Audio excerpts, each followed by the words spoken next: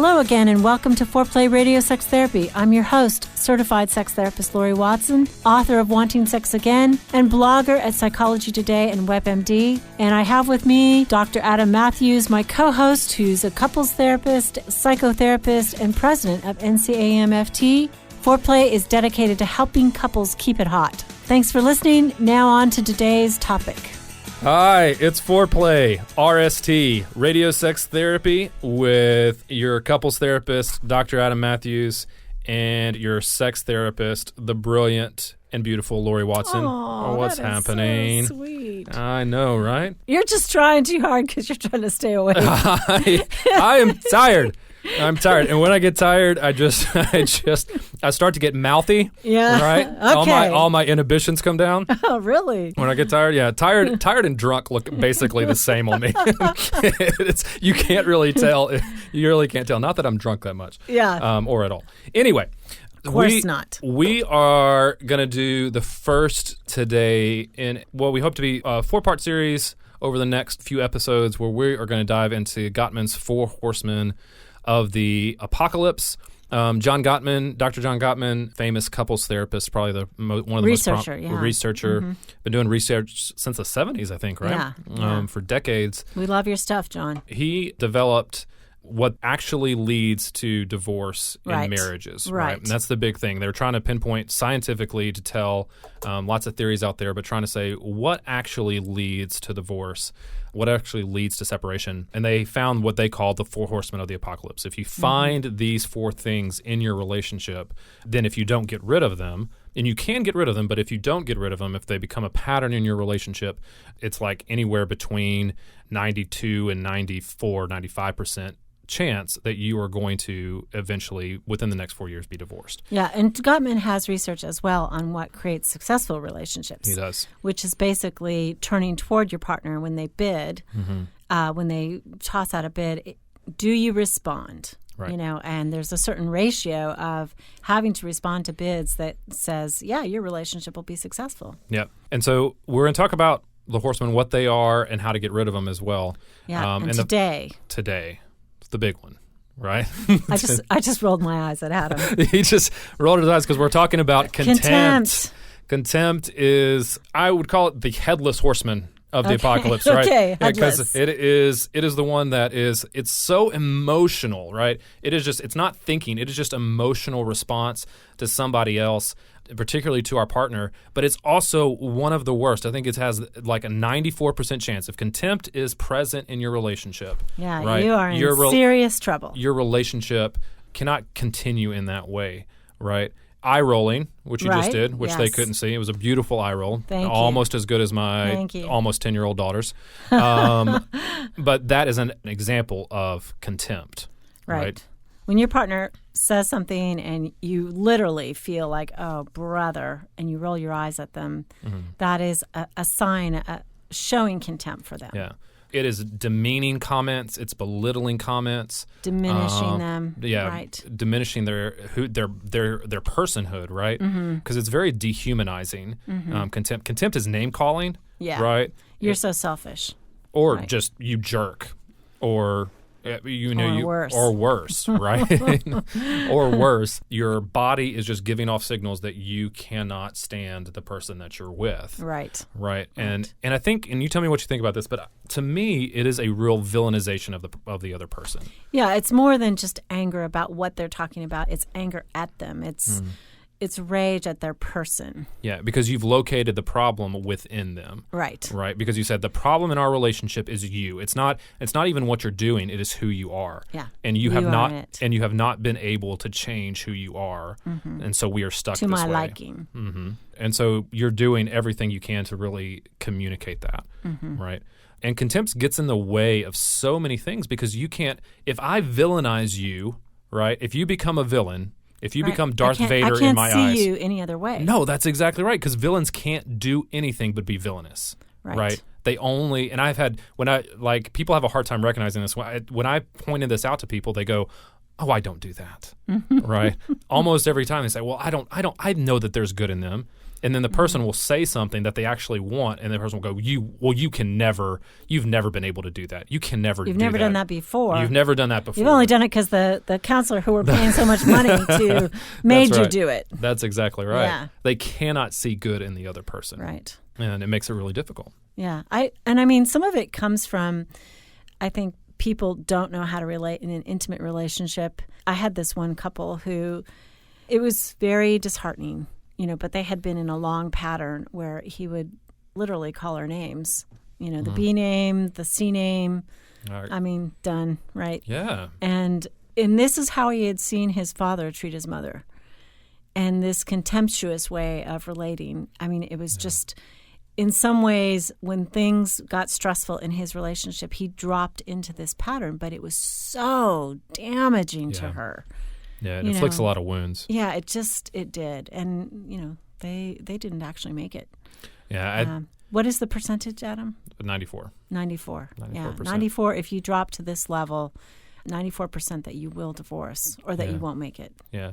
Well, and I think what happens is like what you said, he drops into this persona. Like to the person that contempt is being shown toward, it feels really personal, obviously, but it feels really intentional.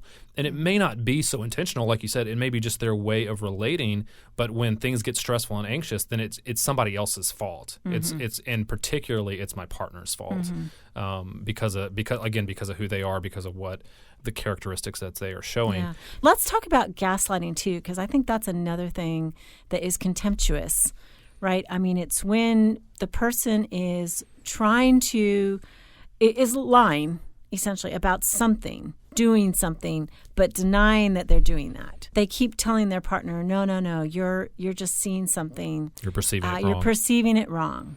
No, I didn't roll my eyes. No, I'm not really being sarcastic. Telling them they're crazy to see it that way. Yeah. Sometimes I think certainly in affairs, when the person is still trying to hide that they're having an affair, and there's the makeup compact, there's the scratches on the back, there's, all these things that point to, you're having an affair. It's like, no, I'm not. That's gaslighting. That's lying to your partner and making them think that they're making it up instead of actually copying to what they're doing. And speaking of affairs, I think people think the most hurtful thing you can do in a marriage is having an affair, and uber hurtful, granted, but I actually think contempt for sure is the most hurtful thing, right? It's treating the other like they're so bad. Yeah, and I think they probably don't even see it as lying necessarily when talking about gaslighting, but they're trying to hide the contempt. Yeah. Right? They're trying to say, I don't really feel that way, when they do. They're not owning up to the feelings that they're having. Yep. And I think that results in the gaslighting of their partner, right? Because I think their partner's going to feel like, I am crazy, right? Because my partner's doing this. They're saying one thing, but then they're showing me another,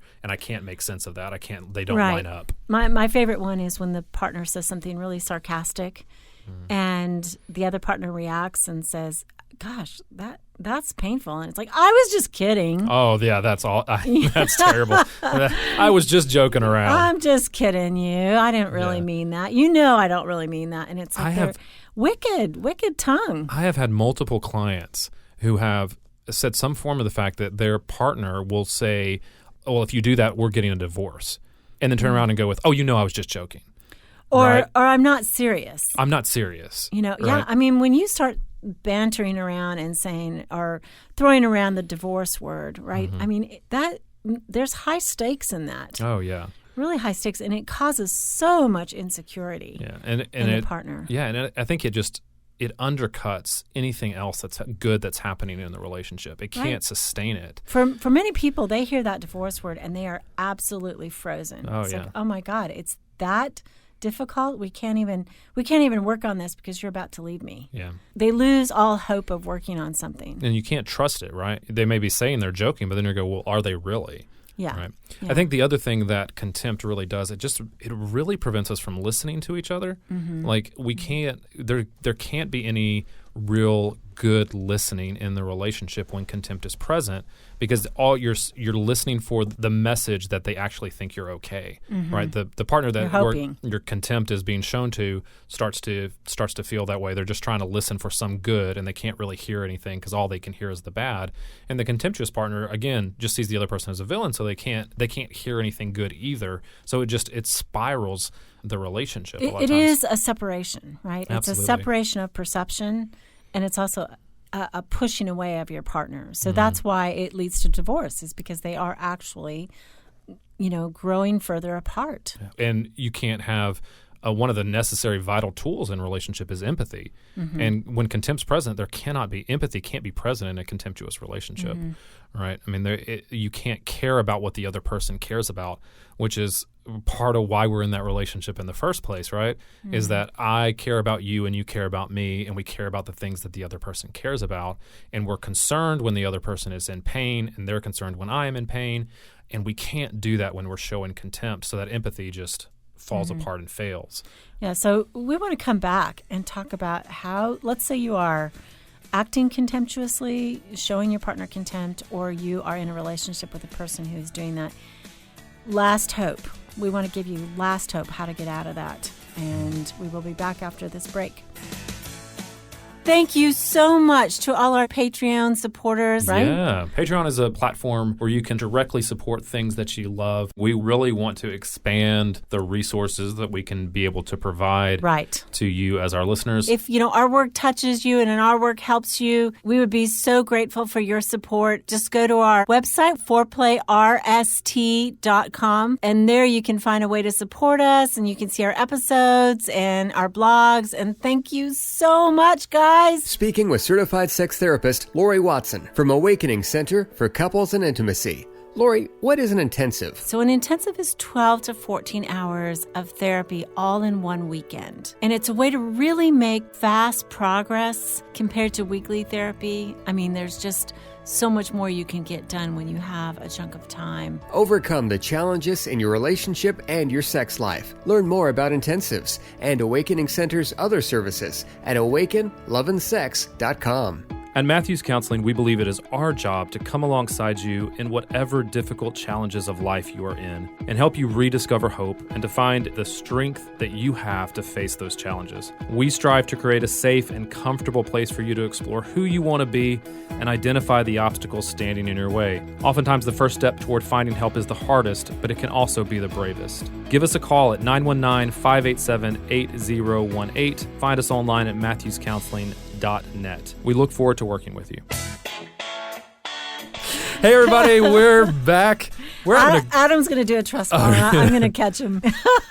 Go. Welcome back. We are talking about contempt, one of Gottman's four horsemen of the relational apocalypse, and one of the most deadly. And so we talked about what it was in the first part, and really want to give some tips about how to get out of that if you're in a pattern of contempt, because it really is a pattern.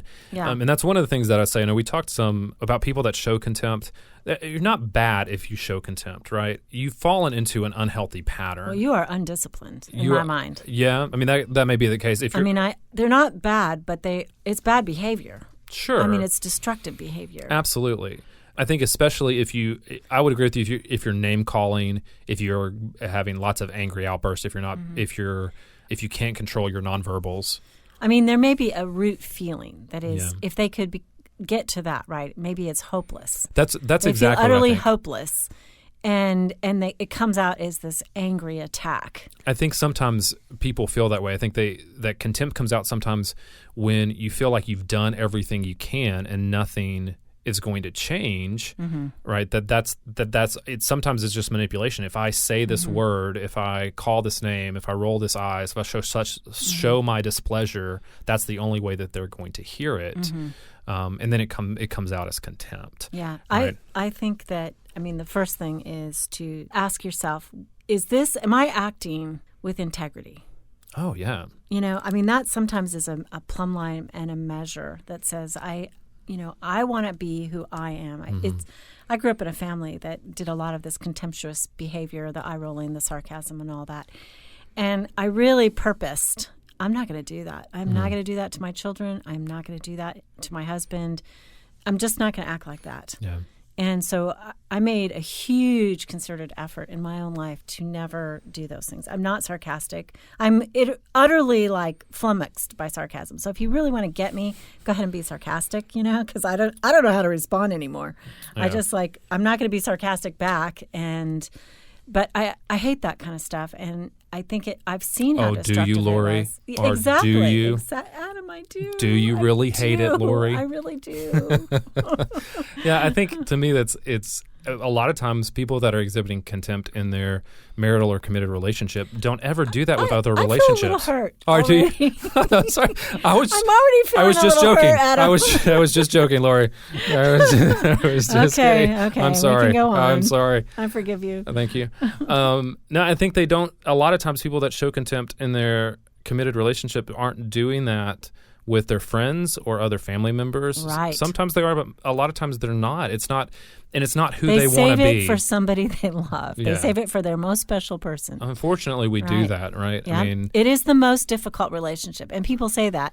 Well, nobody else is having so much trouble with me. It's like, right. I mean, our most intimate relationship is the most difficult place. Yeah. And a lot of times we care about it the most, right? I mean, it's the most important one to us. And then people just let it fly. Yeah.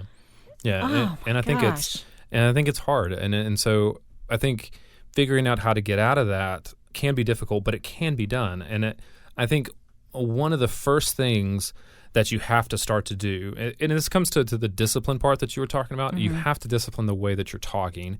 And to do this, I think you have to begin to talk about your own thoughts, your own feelings, and to describe those, or rather than describing what is happening with your partner. Yeah, what they're doing to you. It's like, no, just what do you feel? Okay, Yes. I feel hopeless about us. Yes. That kind of thing. Even though it's painful to say and it's painful to admit, it's not as damning as, you're always doing this to me, or, all that. Yeah, and so this is the classic I statements, right? Yeah. That your Still marriage therapist. good. It's cliched for a reason, right? And the more that you can get in that habit, if you are in a habit of contempt, sometimes you have to say, I'm going to start every sentence with I. Yeah. Right. And not, I think you're a jerk. Yeah. You can't say that. You can't say that one. You can't say, I think you're just awful. How about an I feel? Start there. I think that I feel hopeless is one. Yeah. I feel frustrated. I feel angry. I feel unheard. Describing those things from your own perspective, or even I think sometimes saying, when this happens, this is the thought that runs through my head. This thought goes through my head, and it feels uncontrollable to me. Those type of things really it takes the sting out of the hard thing that you're saying, because the hard thing that you're expressing, or the difficult thing that you're expressing, isn't about your partner, right? It involves your partner, but it's not about them. Right. It takes the focus back onto yourself, which honestly is magic. It takes the focus on to the dynamic between you instead of what your partner is doing, Yeah. and what you're feeling. Or who your partner is. Yeah. Right? Because, that's what, as we've talked about, that's the dangerous thing about contempt, is that it focuses the bad inside your partner, and you're externalizing that. You're taking it out of them and putting it in the pattern of relationship that you're caught up in. Yeah, and I think, certainly we've heard people use name calling when they're describing the conflict as it revolves around their sex life. He's just a sex addict. Oh, yeah. And first of all, I'm a clinician, so I actually think there's a definition about that that's important. But I've seen that bandied about in terms of describing a higher libido partner or somebody who wants sex more as pathological. Or she's frigid. How about that one? That one's really good. Or he's it's an old word. Or he's a pervert. He's a pervert. Or she's a pervert. She's a pervert. Yeah. Yeah, anything like that when it's regarding sex becomes just increases that shame that people may already have, right? She tricked me. Oh, she acted like she was sexual before we married, and she's just, she tricked me. Yeah, as opposed and moving away from that, deceitful. That's all about the other person, right? And people, the way they say that kind of stuff is just so painful. Yeah. And especially when they're talking, I think in my mind, about the intimate relationship. It's like, now you think your partner's going to want to sleep with you? Are you out of your mind? See, that speaks to the other thing that I think they have to do, which is restore the humanity to the other person. I think contempt strips the humanity from the other person. It makes them into less than fully human. So you pervert, she's frigid, she's sex addict, those type of things reduce the other person, right? It takes away their if complexity. they're truly fearful, it's like, I am really fearful. Like, I can never meet your needs, and I'm worried that, your behaviors are reflected of that you need sex in a way that isn't relational. Okay, that's different, right? That's totally that's different. Not contemptuous. That's describing an anxiety and a fear and something that's between them. But it's, it's totally different than the way people throw that at each other. Yeah. But I think that means that I have to, if I'm feeling contemptuous toward my partner, that I have to begin to see some kind of good in what they're doing. I have to take them out of the villain role. And that is a struggle, right? I think it requires emotional intelligence, Adam. And I think when people get into that state, right, they're not using their emotional intelligence to dig deep and to figure out what they're feeling. At that point, it's almost like they're just committed to hurting. Yeah. It's like, I don't care anymore, just whatever. I'm so done. Yeah. But so that it's a fight back to that, to begin to see the good in the other person. It takes that emotional intelligence, and it takes a belief that there is something good in them. Right. I sometimes say to couples, and I think it's a risky statement, but I think it's true, that if you honestly do not believe that there is any good in your partner, get out of the relationship. What are you doing? Get out of the relationship. Yeah. Right? If you cannot find anything good, and there's lots of ways to find good in somebody else, right? And even I believe that if you're feeling contemptuous, obviously you're feeling hopeful, but you can find one strand of goodness. If you can just find one strand that's still holding that, you can find another, right? So even he's a good father, right? That's there. You start with it. Or that must mean he's tender, he communicates well, he's affectionate. And those are awfully good things. Or she's a hard worker, right? And she cares about the family enough to work really hard at her job, right? Sometimes it's even been, he showed up to therapy today, right? Which is that's a good sign, right? That's a good sign.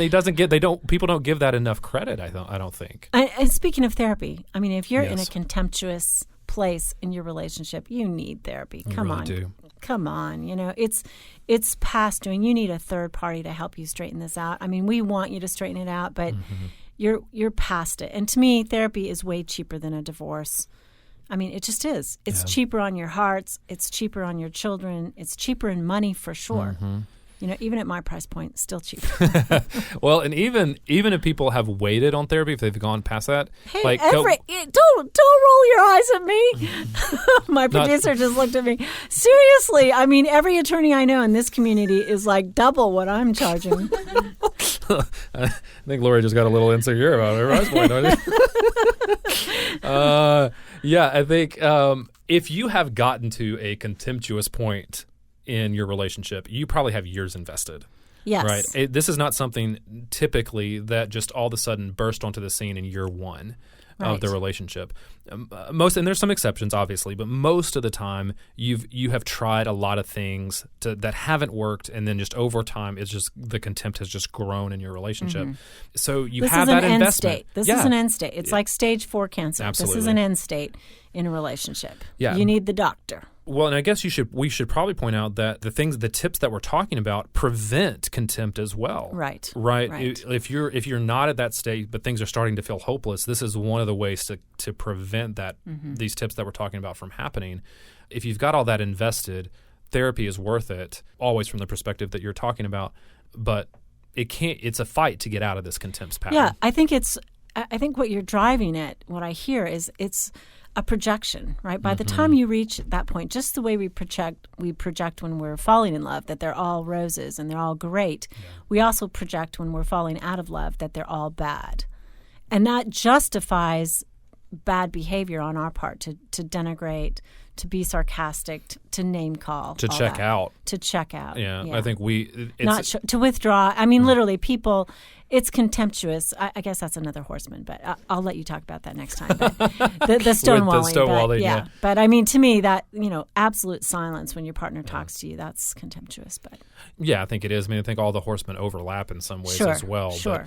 But I think it is easier for us to create a villain to what is happening to the things that we don't like, because it gives us permission to fight dirty. Oh, right? yeah. It is a dirty fight. Yeah, exactly. And so it's easier than dealing with our own stuff. Yeah. Right? Which is it's just hard. Like, admitting that we need to talk better, that we need to say better things. It's easier to say if I'm calling you a jerk all the time or worse, like, it's easier to say, well, that it's justified because they're so bad, right? As opposed to saying, you know what?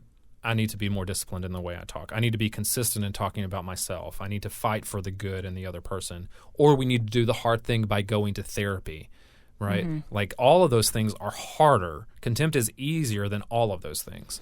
Yeah. It feels good when we throw up on our partner. You know? Yeah. I mean, it feels good to us. And, of course, they're wiping vomit off of them. Yeah. So own your own thoughts and feelings. Describe those. Be disciplined. Give the person back their humanity. Fight for the good, looking for the good in the other person. Get help. And get help. Yeah. And those are the things for contempt. And we're going to come back and talk about the rest of the horsemen as well. Yep. Foreplay Radio Sex Therapy. This is your sex therapist, Laurie Watson, and our couples therapist, Dr. Adam Matthews. You can now call in your questions to the Foreplay question voicemail. Dial 833-MY-4PLAY. That's 833-4-PLAY. And we'll use the questions for our mailbag episodes. Hey, help us stay on top here at Foreplay. We'd love it if you would subscribe and share it with your friends. And please take 1 sec and rate and review us. Thanks so much. All content is for entertainment purposes only and should not be considered as a substitute for therapy by a licensed clinician or as medical advice from a doctor.